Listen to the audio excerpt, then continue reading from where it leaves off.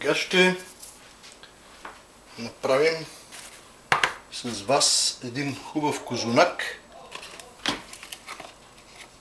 защото вече наближава Великден и трябва да запрятаме ръкави, за да направим този традиционен български сладкиш. Тук сега аз започвам да ви показвам от един по-късен етап, защото тия неща, които съм направил до момента, просто нямат нужда от много обяснение. Взимат се яйцата, разбиват се с захарта и ванилията. Аз ви казвам как го правя аз, а пък всеки може да го прави както си иска. Значи моя начин е такъв. Разбивам хубаво яйцата. Яйцата едно време, майка ми, Бог да я прости, правеше много сладкиши. Почти всеки уикенд се правеха сладкиши у нас и когато дойдеше време да се разбиват яйцата, това беше моята работа. Тогава все още миксерите не бяха изобретени и разбиването на яйца ставаше на ръка с тел, така наречения домакински тел.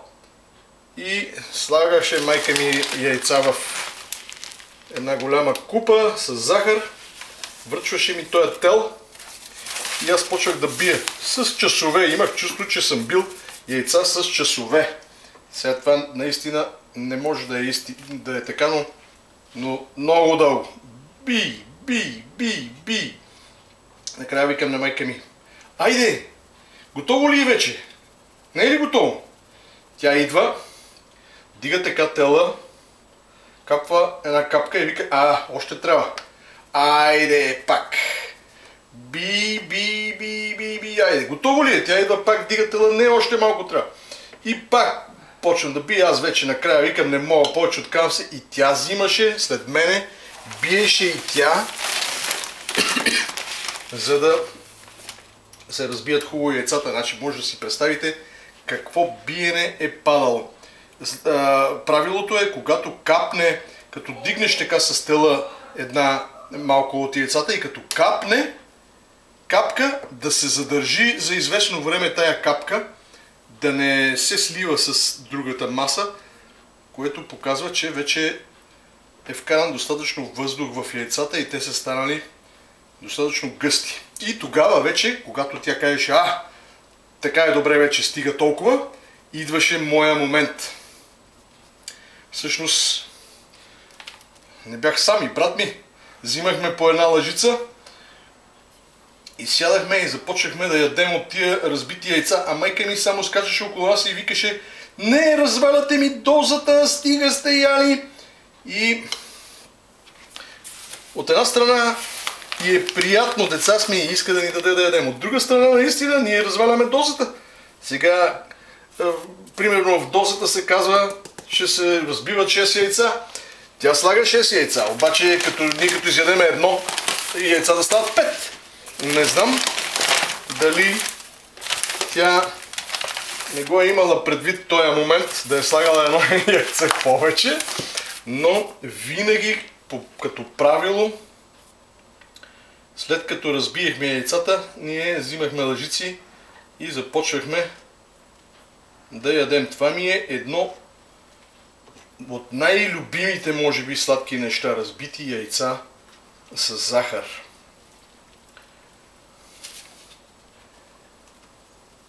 В случая тук за този козунак, аз малко се отплеснах в спомени, но за козунака не е нужно да се разбиват яйцата чак толкова много. Просто се разбиват така, да станат на пяна, да поемат повече въздух. Колкото повече въздух има в козунака, толкова по-пухкав и ще се надуе повече и ще е много по-приятен за ядене.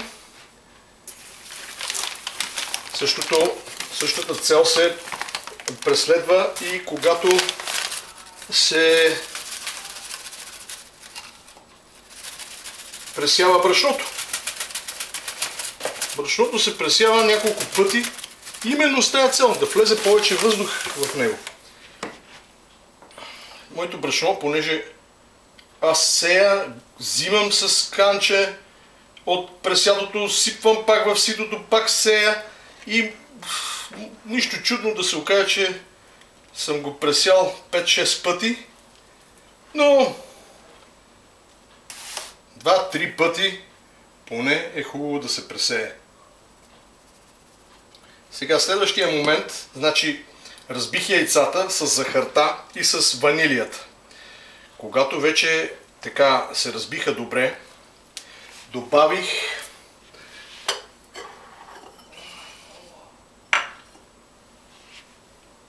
прясното мляко. Ето това ми е маята. Сега я показвам, защото аз така се увлекох в разговори и забравих да си сложа маята. Значи ето ми е шупналата мая. Това е шупналата мая, която я слагам също. И значи в разбитите яйца с захарта, ванилията, сложих нарендосани корите на един лимон и на един портокал. Тук в момента аз правя една доза около 2 кг брашно, но при мене аз никога не работя с точни мерки, работя на око. Идеята е да се получи меко тесто накрая, като резултат. И значи слагаш си продуктите един по един, няма никаква последователност. Сега аз в момента разбивам един мит, че в пресятото брашно се прави кладенче, това може да го срещнете абсолютно навсякъде.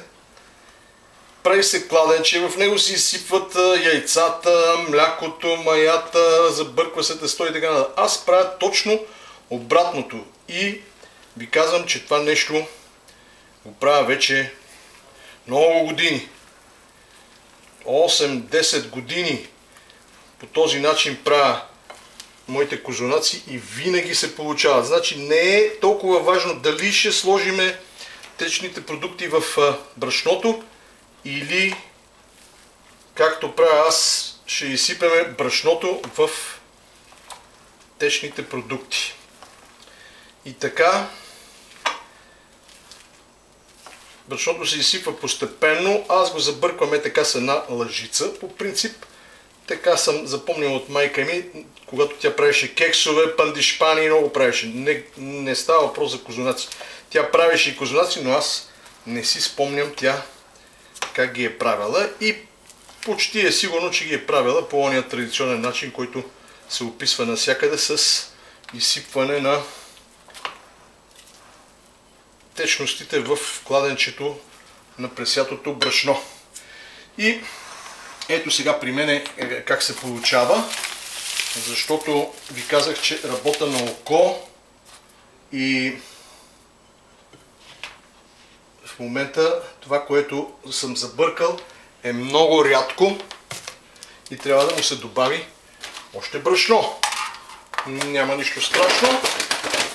Взимаме брашно, пресяваме и добавяме. Аз мога да го направя и ето по този начин. Даже, понеже е накрая, ще го изсипа цялото.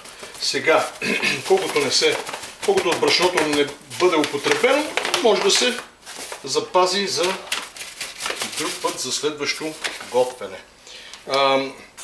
Аз наскоро открих ето това брашно, много хубаво брашно, на много добра цена. Мисля, че е промоционална тая цена, защото в момента това е най-евтиното брашно, но е много хубаво наистина.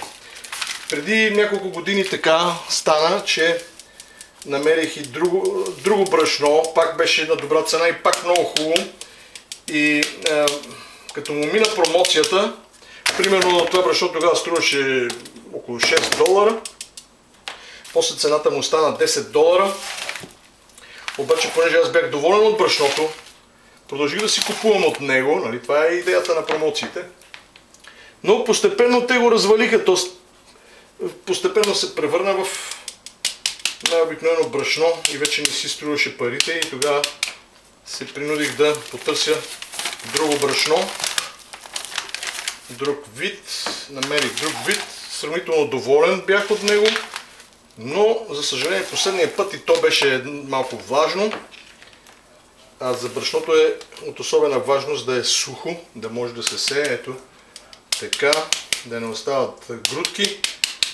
И сега съвсем случайно открих това брашно. Взех един пакет, аз купувам пакети по 10 кг. При мен брашното фърчи, както се казва.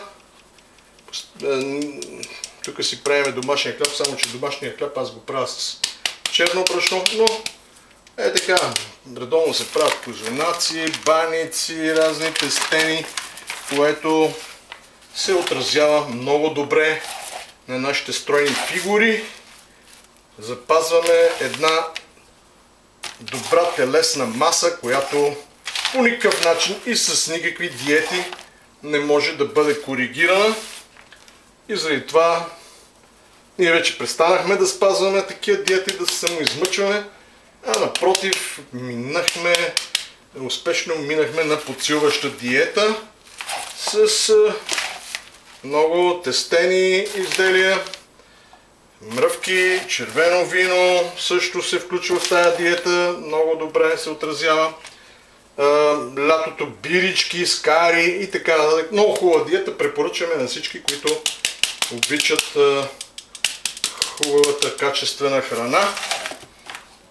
И така, ето, по този начин аз си пресявам брашънце и сега продължавам да слагам от това брашно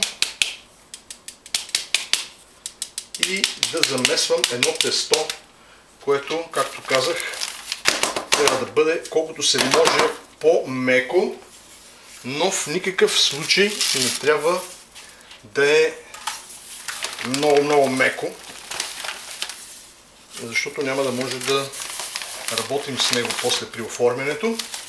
А тестото трябва да е, както се казва, толкова меко, че да не лепи по пръстите, но аз бих казал даже една идея по-меко. Тестото трябва да е даже една идея по-меко, дори да лепи по пръстите, но не така, че да залепва трайно и да не може да си изчистиш ръцете после. Така, сега, значи какво има в съдържанието, какви продукти се употребяват. Първо казахме брашно. На 1 кг брашно се слагат около 200-250 грама захар. Около 250 мл вода. Сега аз пак подчертавам, че аз винаги работя ориентировачно и заради това не давам точни мерки, а казвам около. Слага се около 200 грама масло или мазнина. Аз обичам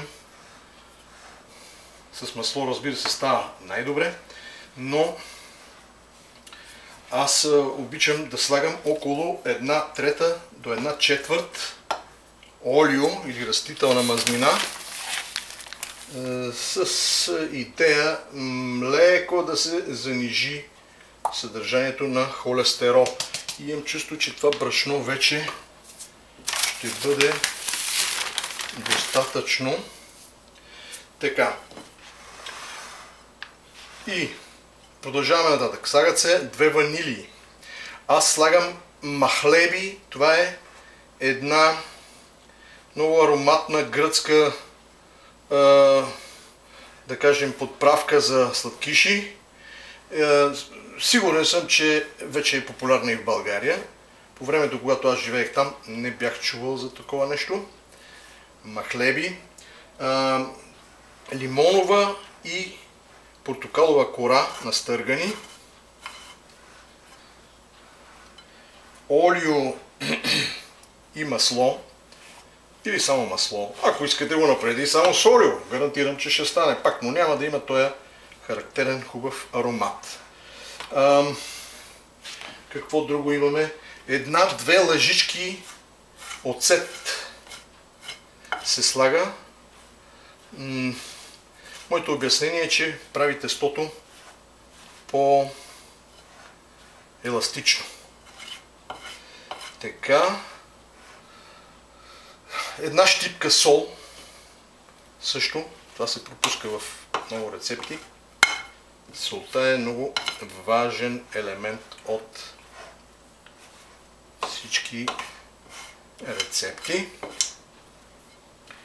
Друго какво имаме? Яйца на килограм захар, около между 4 и 6 яйца. В рецептите е различно. Колкото искате, толкова сложете. Жена ми беше изнамерила някаква рецепта с 2 яйца. Сега, ако искате, изобщо не слагайте яйца. Нали? Какво да ви кажа? Обаче, при всички случаи, яйцата ще направят козунаците по-приятни, по-хубави за ядене. Значи, с лъжица до това положение докарвам тестото, защото по-нататък вече, особено с тази малка лъжичка, ако стане по-гъсто, вече няма да мога да го бъркам. И затова го изсипвам на плота, като тук сега ще продължа с ръце ще сложа още малко брашно. Искам да стане още малко по-гъсто, защото в момента много лепи. И вече когато стане така горе-долу добро за месене, ще почна да добавям още мазнина. Сега, момента с тая мазнина е такъв. Аз винаги слагах мазнината ето в това тесто, цялата мазнина. Сега, докато се подготвях да правя този козунак, реших да преровя малко интернет, за дали няма да срещна някакви новости. Винаги откривам нещо ново.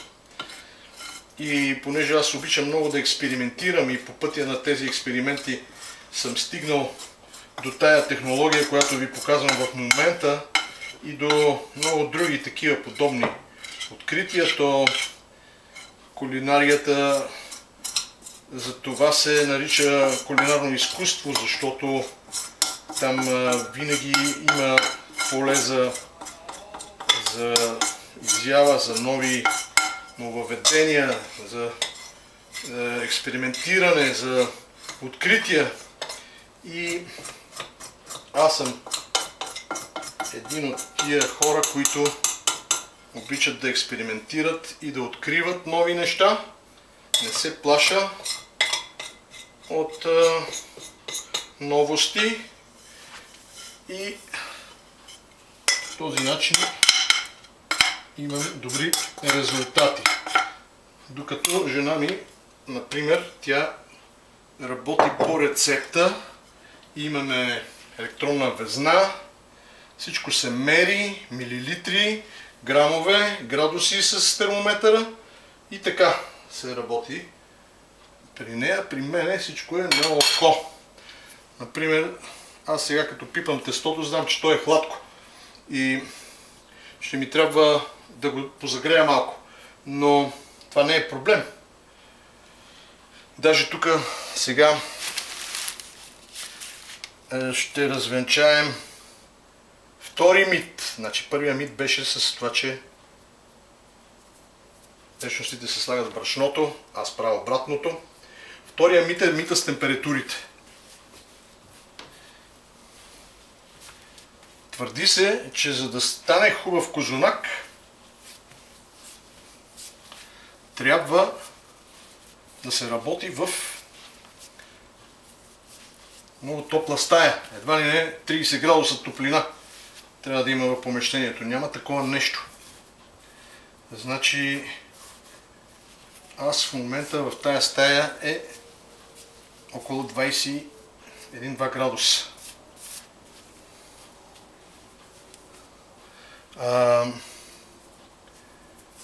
Старите баби, например, твърдят, че не трябва да се отварят прозорците, за да не настине козунак. Това са пълни глупости. Значи, идеята е следната.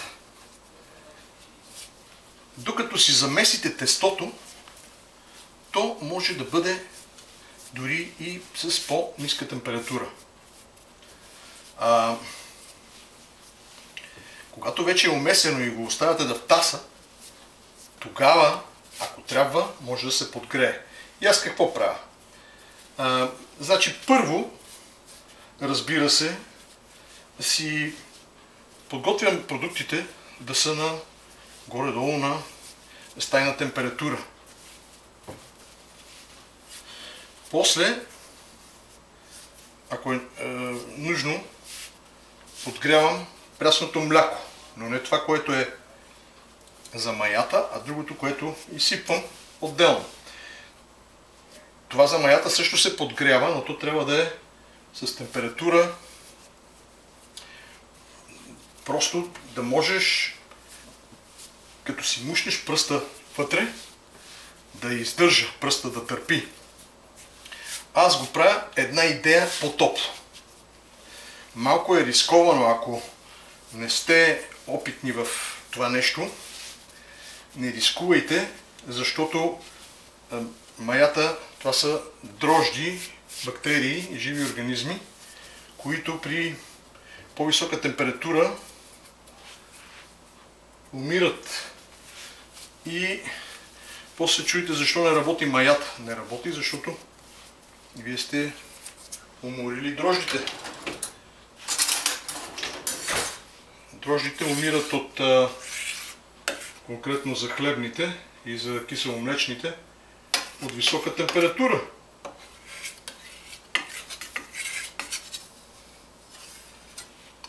Винските дрожди, например, умират и от високо съдържание на спирт.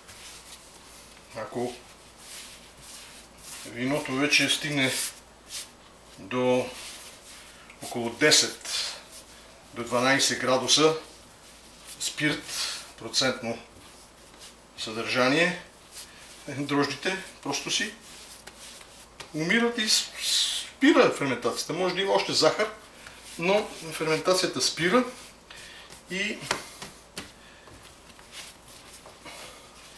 аз пък затова се изтерикатих. Купувам една мая от Швеция, на която дрождите издържат до 18% спирт и се разгражда почти цялата захар. Но това е предмет на друго предаване, както се казва. Та, какво стана днеска?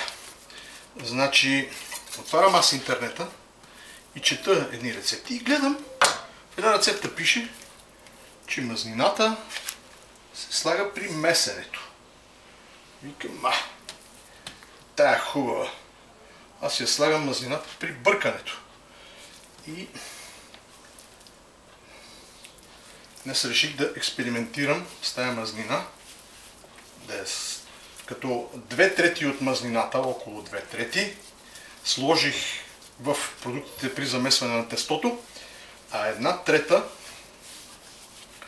оставих за ето за този момент, когато замесвам тестото.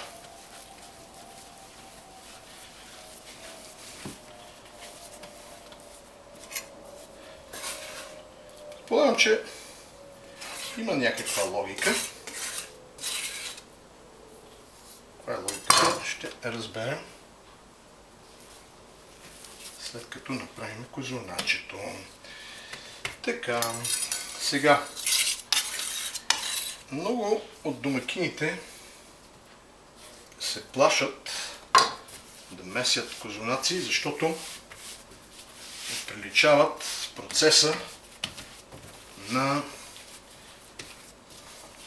олимпийски състезания по борба, свободен стил или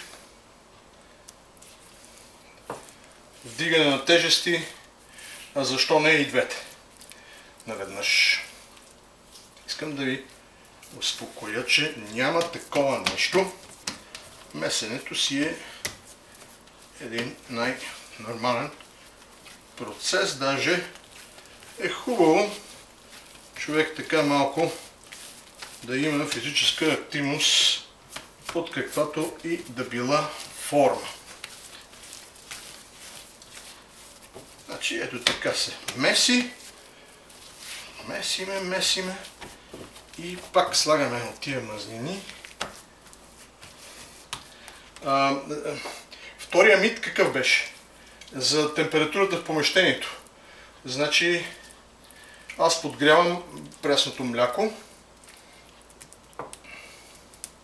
Слагам го, идеята е колкото се може тестото да стане по-топло. Но понеже така или иначе аз не мога да го направя много топло, когато вече свърша с процеса на месене и още повече, че аз меса тук на мраморен плод, който е студен, колкото и да е топло тестото, аз като го сложа тук на този мраморен плод и то изстива.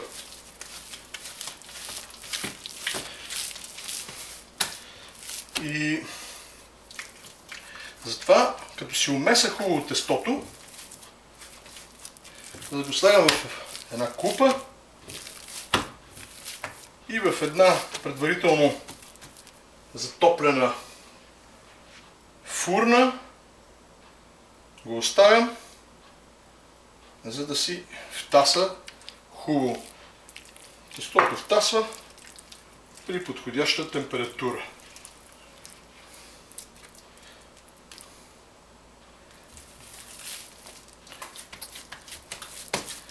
Колкото повече въздух има в тестото, толкова по-хубави кусунаци стават.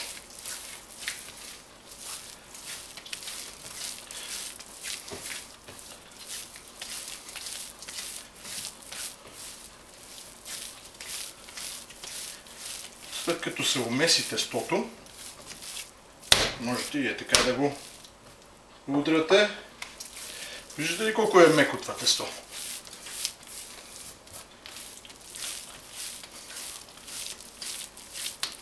Тестото е хубаво да е мекичко.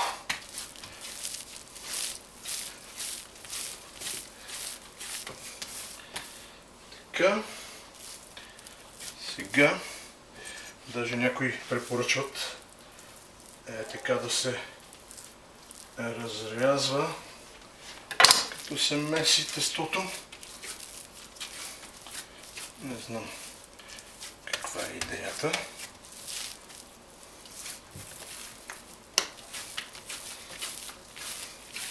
Идеята е да се умеси добре. Това е. Да се получи едно хубаво гладко тесто. Да се удря, да се бие, да се чука. Така, аз имам още малко мазнина. Сега ще я сложа.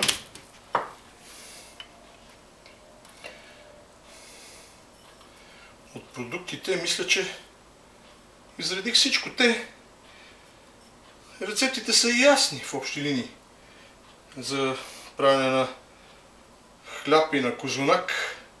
Аз не знам защо постоянно изникват все нови и нови рецепти. Днес, например, в един форум четох рецепта кралска погача.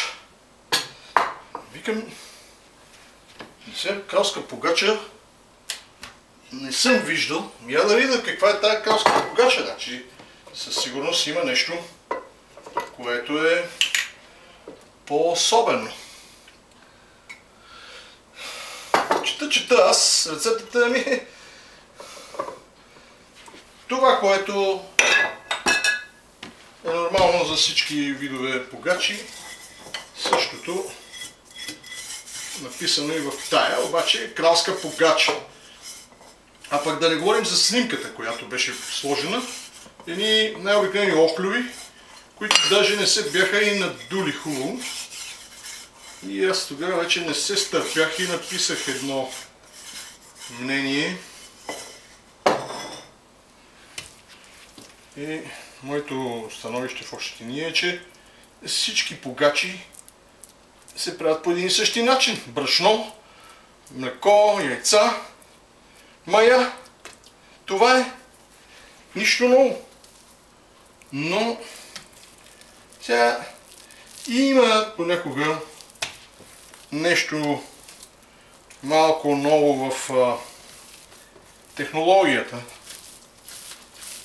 и най-вече в оформянето на погачета.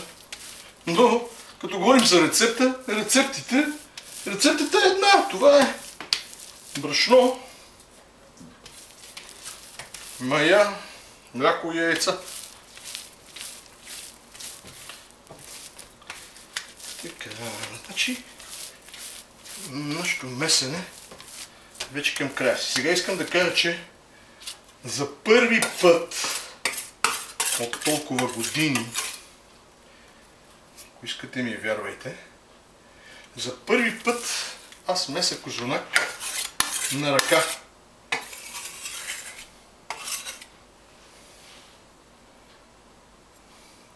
Може би за втори.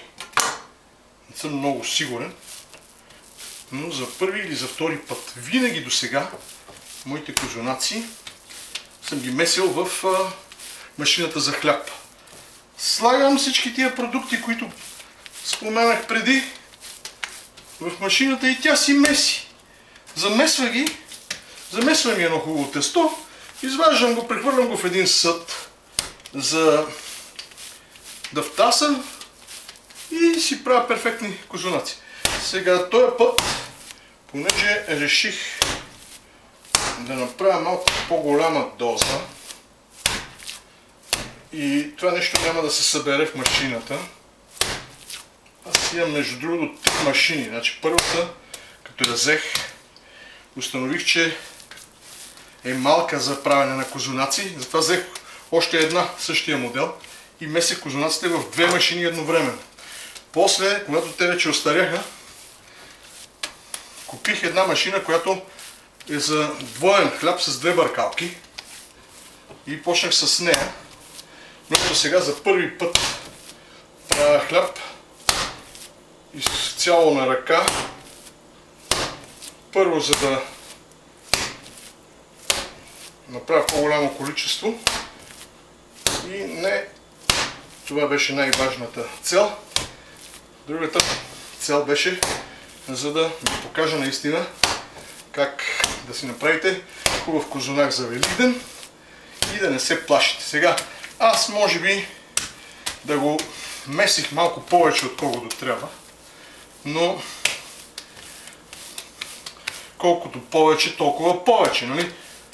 То не е излишно, а напротив може да е само от полза. Ето го нашето хубаво меко тесто и сега ще го сложим тук в тая купа и ще му пожелаем на добър път.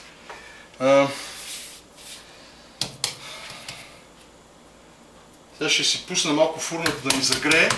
Това тесто се завива, отгоре се покрива с домакинско фолио, за да не засъхва, да не хваща коричка. И като втаса, значи трябва да удвои обема си, трябва да стане е така. Като втаса, пак се връщаме тук и правим вече плитките, оформяме козунаците. Хайде, ще се видим след малко.